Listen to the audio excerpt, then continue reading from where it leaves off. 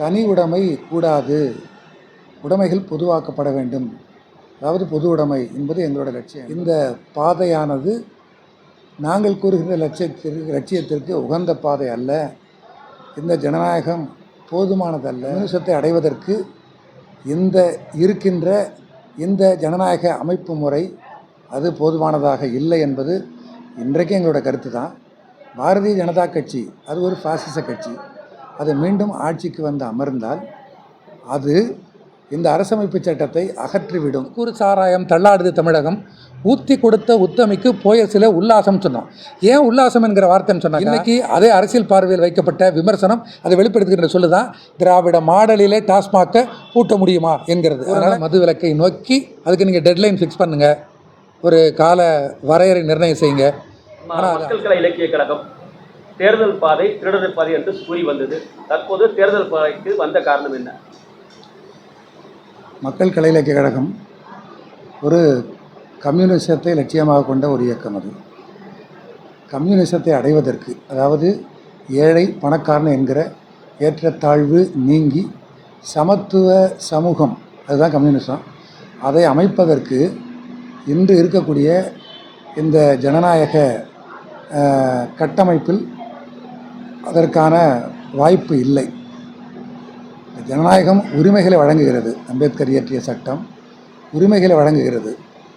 ஆனால் அடிப்படையில் இது சொத்துடைமையை பாதுகாக்கக்கூடிய சட்டம். நாங்கள் சொல்வது தனி உடைமை கூடாது, உடைமைகள் பொதுவாக்கப்பட வேண்டும்.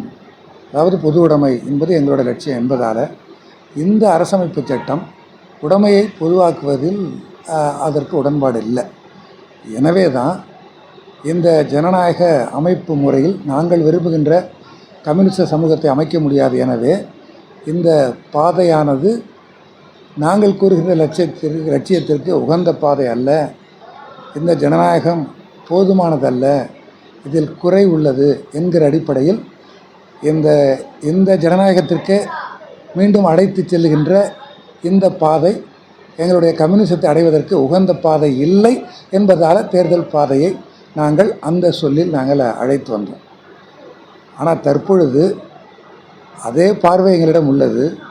கம்யூனிசத்தை அடைவதற்கு இருக்கின்ற இந்த ஜனநாயக அமைப்பு முறை அது போதுமானதாக இல்லை என்பது இன்றைக்கு எங்களோட கருத்து தான். ஆனாலும் கூட தேர்தலில் வாக்களிக்க வேண்டும் என்கிற முடிவை நாங்கள் எடுத்ததற்கான காரணம், கம்யூனிசத்தை பற்றி கனவு காண்பதற்கோ அல்லது கம்யூனிசத்தை பற்றி நாங்கள் பிரச்சாரம் செய்வதற்கோ இப்போ இருக்கின்ற ஜனநாயகம் அவசியப்படுது.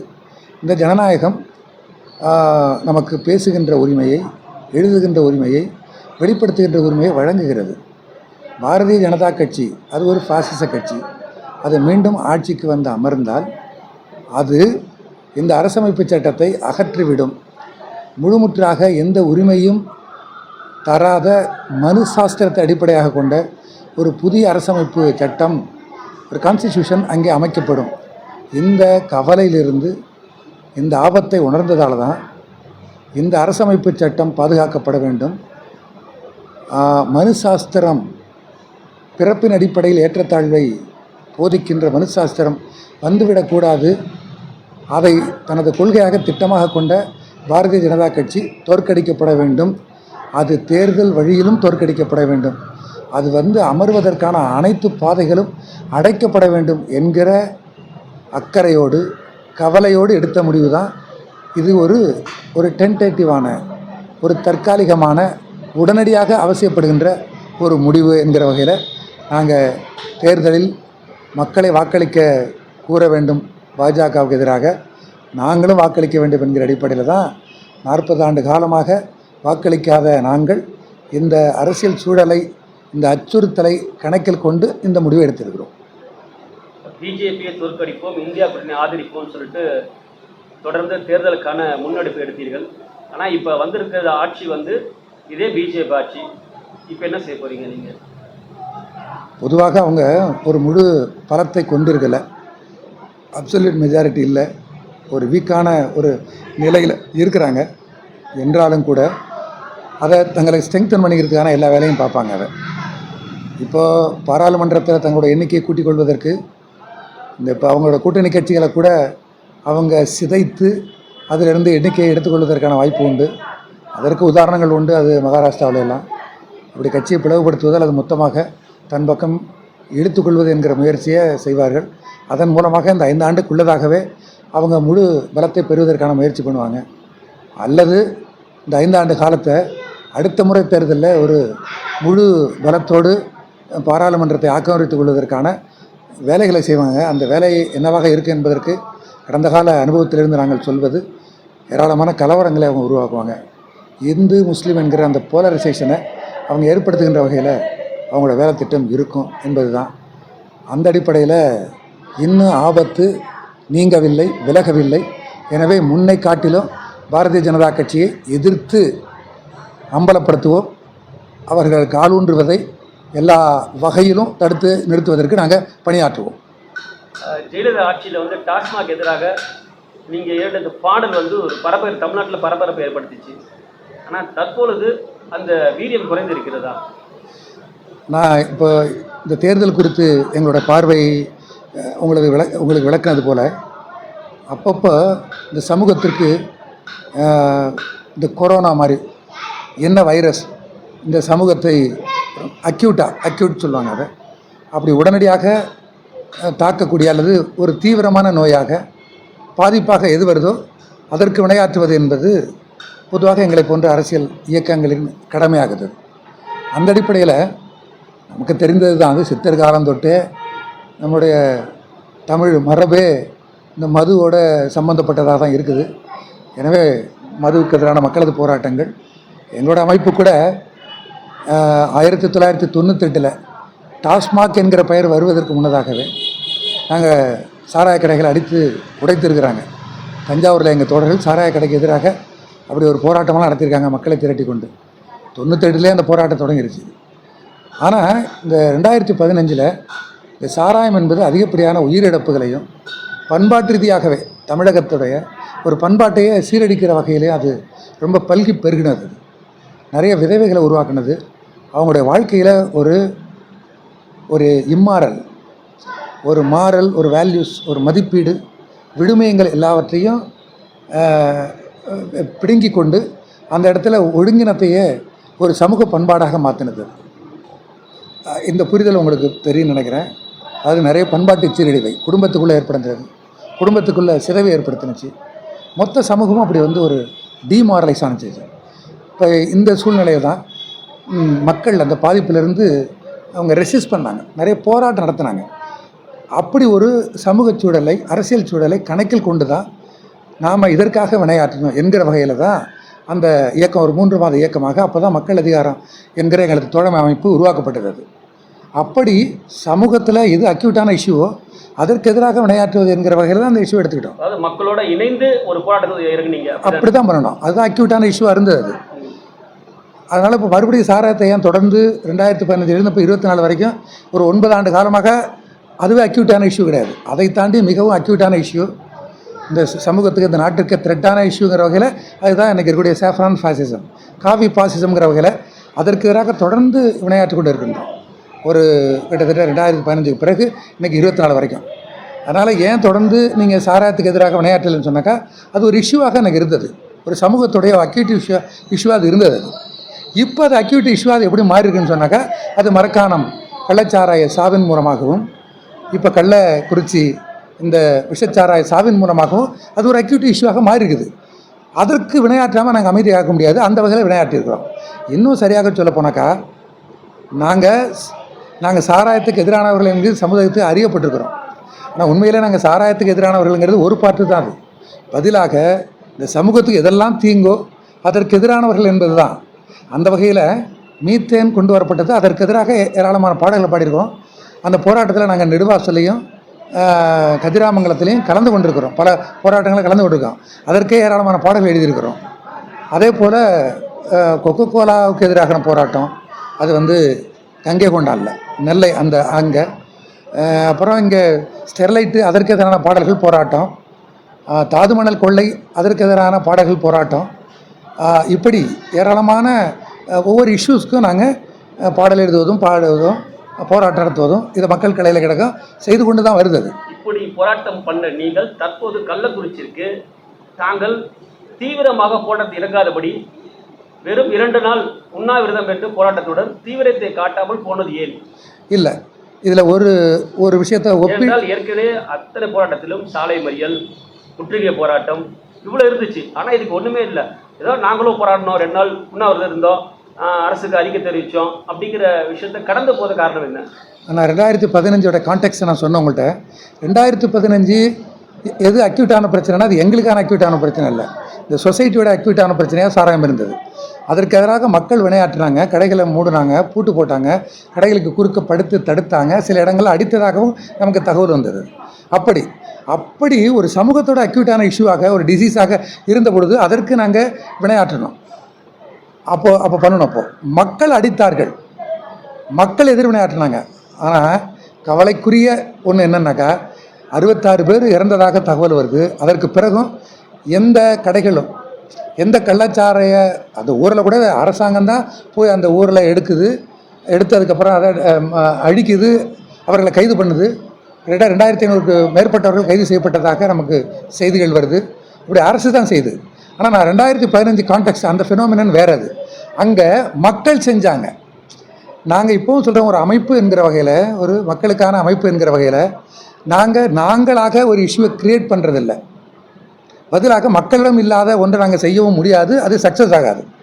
மக்கள் போராட்டம் நடத்தும் பொழுது அந்த போராட்டத்தை என்டார்ஸ் பண்ணி அந்த வகையில் அந்த போராட்டத்துக்கு தலைமை ஏற்று ஒரு வேன்கார்டாக நாங்கள் போவது என்பது இதுதான் ஆக்சுவலாக சக்சீட் பண்ணும் அதை.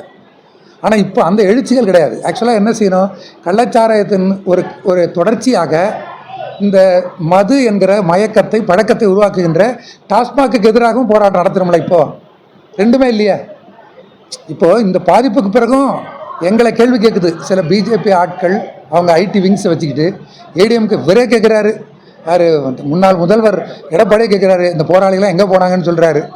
அதே போல் சவுக்கு சங்கர், செய்தியாளர் மணி, அப்புறம் அந்த சாட்டை துரைமுருகன், நாம் தமிழர் சீமான் உட்பட இப்போ அவங்க எல்லாமே என்ன கேட்குறாங்கன்னா எங்கே போனாருன்னு கேட்குறாங்க.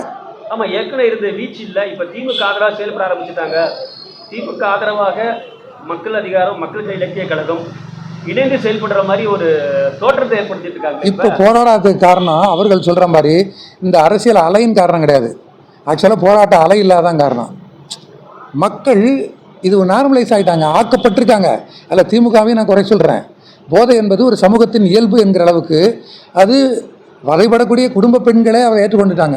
அத்தியாவசிய பொருள் மாதிரி ஆகிருச்சுன்னு சொல்ல வரீங்க. கிட்டத்தட்ட வாழ்க்கையில் ஒரு மயக்கம் என்பது ஒரு பிரிக்க முடியாத ஒன்று என்கிற ஒரு பண்பாடு மக்களுக்கு ஊட்டப்பட்டு விட்டது. இப்போ கன்சியூமர் குட்ஸ் எல்லாம் வருது, நுகர்வு பண்டங்கள். தேவையா தேவையில்லையா என்பதை பற்றி நம்முடைய அறிவு முடிவு செய்வதற்கு முன்னதாகவே திணிக்கப்படுது. இன்னைக்கு ஒரு மாடல் ஒரு செல்ஃபோன்னாக்கா நாளைக்கு ஒரு மாடல் செல்ஃபோனு. ஏன் இப்போ ஏற்கனவே வச்சிருக்கக்கூடியதில் என்ன குறைச்ச, இது போதுமானதானே என்கிற மனநிலை தாண்டி அடுத்த புதுசு வந்தாக்கா அதை நோக்கியான நம்முடைய ஒரு ஏக்கம் அது வருது. அது எப்படி ஒரு கன்சூமர் குட்ஸ் மேலே அப்படி ஒரு மயக்கம் உருவாக்கப்படுதோ, ஈர்ப்பு உருவாக்கப்படுதோ, அப்படி போதை என்பது வாழ்க்கையில் பிரிக்க முடியாத ஒன்று என்கிற ஒரு பண்பாடு, ஒரு சிந்தனை, ஒரு என்த்யூசிசம் சொல்கிறோம்ல, ஆர்வம், அது உருவாக்கப்படுது. அதற்கெல்லாம் அரசுகள் தான் குற்றவாளி. அதனால் என்ன செய்கிறாங்கன்னா, மக்கள் இவ்வளோ பாதிப்புக்கு பிறகும் 2015 ஒரு ரியாக்ஷன் கிடச்சிச்சில, அந்த அளவு கூட இல்லை. அப்படி இல்லாத ஒன்றை ஒரு அமைப்போ அல்லது ஒரு பாடகனோ கட்டமைக்க முடியாது. இதுதான் உண்மையை தவிர திமுகவுக்கு ஆதரவு அல்லது அண்ணா திமுகவுக்கு ஆதரவு அப்படி அதன் பொருள் அது கிடையாது. பொதுமக்கள் மத்தியில் மதுவுக்கான போராட்டம் வீரியம் குறைந்தா இருக்கிறது.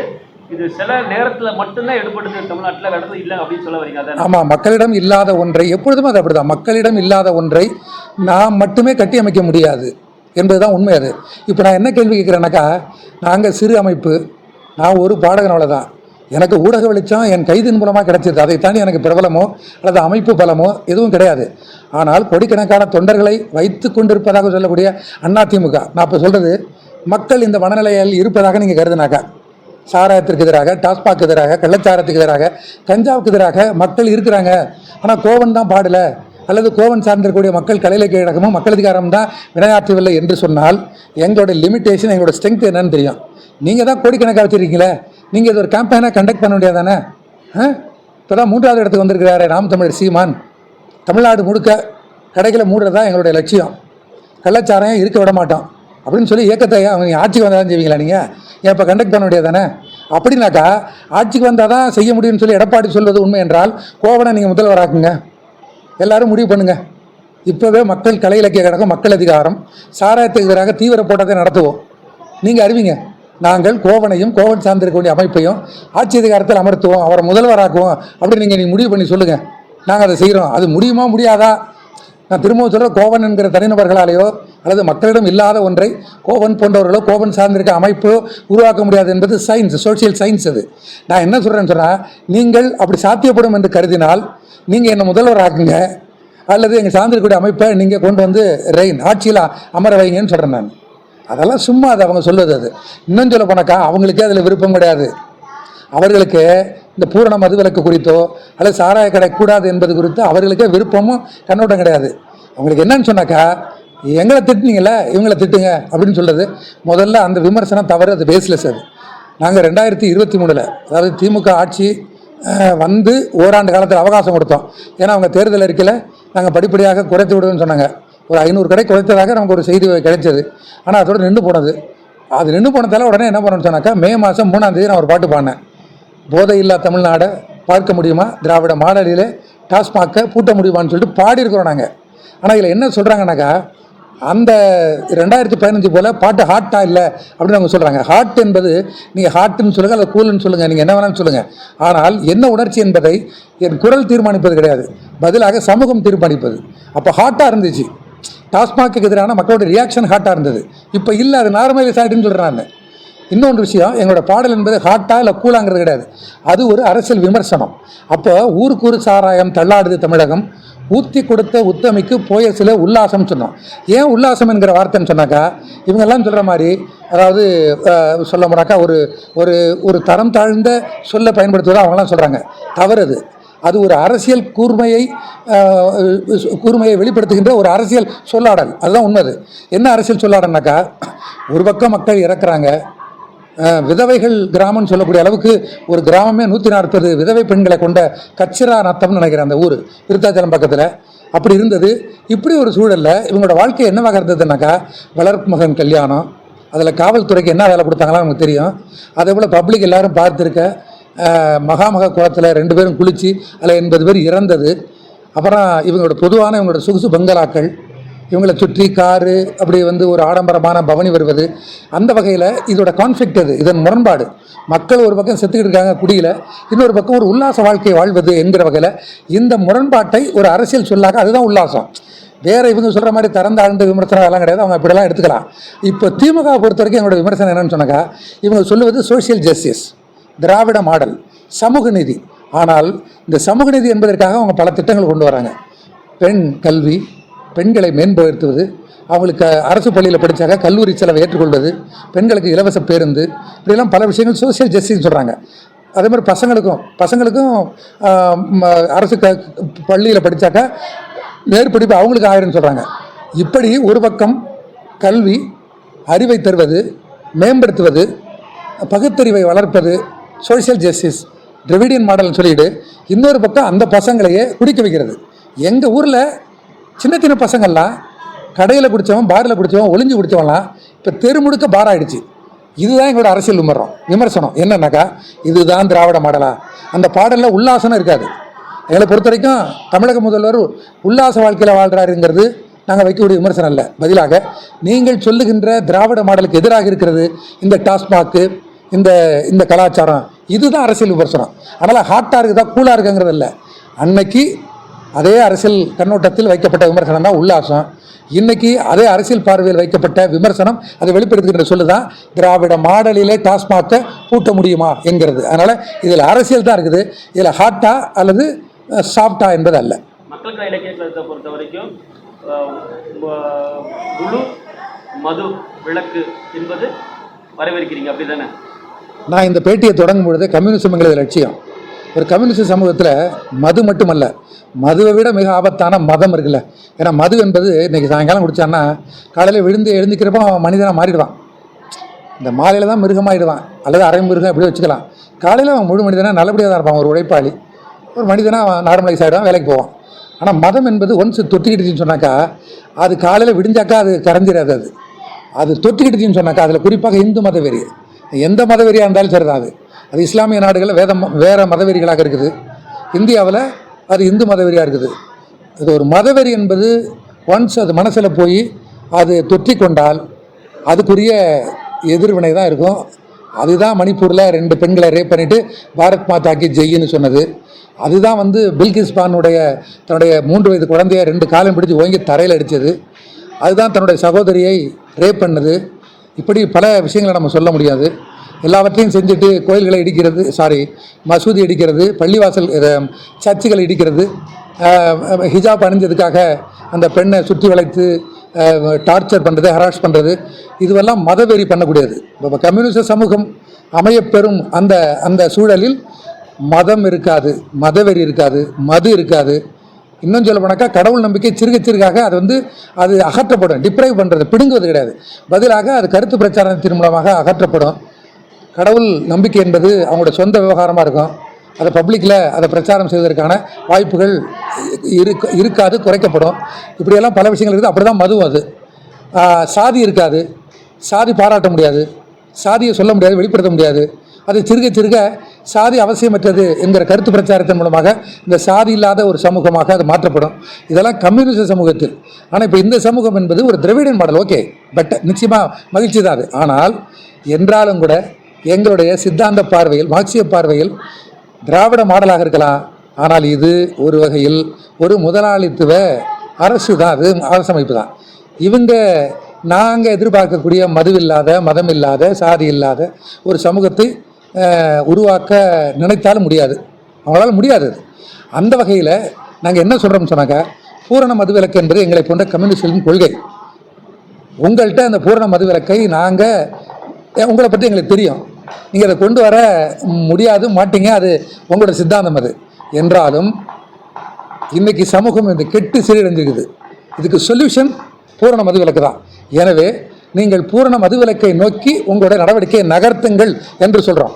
இன்றைக்கி கூட அமைச்சர், மாண்புமிகு மதுவிலக்குத்துறை அமைச்சர் முத்துசாமி அவர்கள் சொல்லியிருக்காரு, கேள்விக்கு பதிலளிக்கும் பொழுது நாங்கள் பூரண மதுவிலக்கை நோக்கி எங்களுடைய திட்டத்தை நாங்கள் அமைத்து கொண்டிருக்கோன்னு சொல்லி.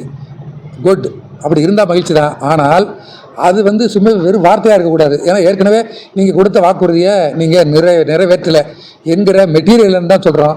அதை அப்படி ஆகிவிடக்கூடாது. பூரண மதுவிலக்கை நோக்கி அதுக்கு நீங்கள் டெட்லைன் ஃபிக்ஸ் பண்ணுங்கள், ஒரு கால வரையறை நிர்ணயம் செய்யுங்க. ஆனால் அது மிக விரைவாக இருக்கணும். அது பூரண மதுவிலக்கை நோக்கி தான் இருக்கணும். அதுதான். இதை தவிர வேறு எங்களுடைய கோரிக்கை வேறு அரை கால் என்பதாகலாம் வைக்க முடியாது. நாங்கள் கீழே இருந்து நடத்துவோம். ஆமாம், நாங்கள் நிச்சயம் கீழே இருந்து ஏன் நடத்துவோம்னாக்கா, அது அவங்க மட்டுமே, அதான் சொல்கிறல, அவங்கள்ட்ட இல்லை, ஒரு ரிலையபிள் இல்லை. ஏன்னா அது அவங்களோட சித்தாந்தம் சார்ந்த விஷயமா இருக்குது. எனவே அவங்களுக்கு செய்யணுங்கிறத வலியுறுத்துவோம். செய்ய வைப்பது கீழே இருந்து நாங்கள் போராட்டம் நடத்துவோம். இப்போ நடத்தி கொண்டு தான் இருக்கிறோம்.